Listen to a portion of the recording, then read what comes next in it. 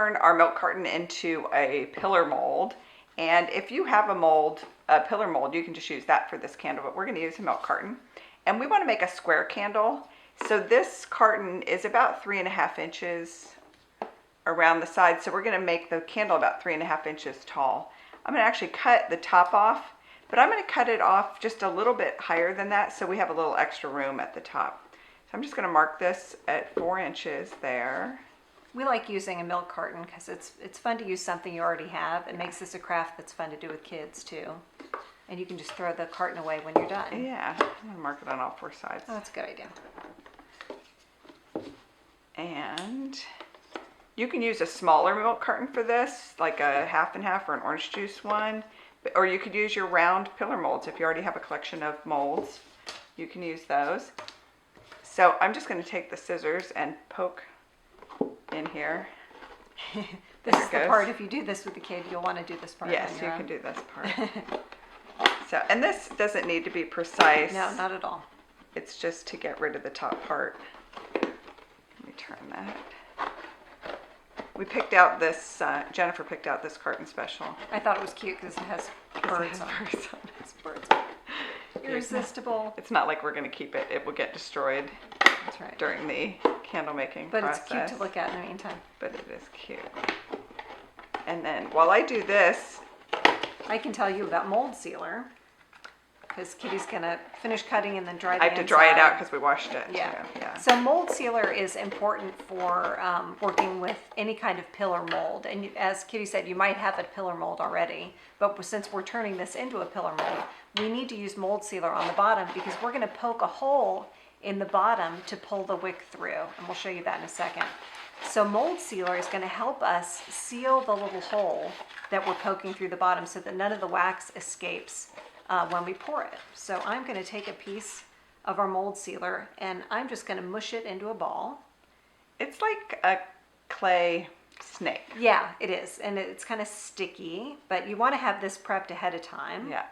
So I'm going to flatten it out, and I made a little ball, and then I flattened it out a little bit.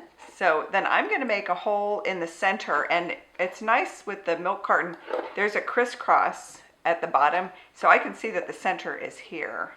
And you can use an awl for this, or so you have I'm just using the scissors. It's a thicker part of the carton because all the layers are there.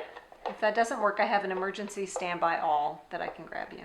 I think it's going to work. Is it working? Okay. This is where patience pays off. Do a little at a time. Yeah. You don't want to make the hole too big. No. Because then you really have to cover up the hole so the wax doesn't pour through, because this will be on the bottom. I might need the emergency backup ball. Ta-da! We had this just in case. Just in case. We didn't want to take too much time. The scissors that we're using have been used a lot, so they're not as There. sharp as they should be. There, that So works. there you go. If you have an awl, you might want to use an awl. There you go. So now we're going to take our extra large square braid wick and we're going to feed it in through the bottom. I'm going to hand that to you to do that. Thank you. And it's easier to go in through the bottom than to try and go in through the top, just as kind of a rule with these pillar mold, with the pillar molds. Usually it's because you can't quite get your hand in the molds. This one's big enough that you can. And I just poked that in with the scissor end just to make it go through there easier. That's a little trick.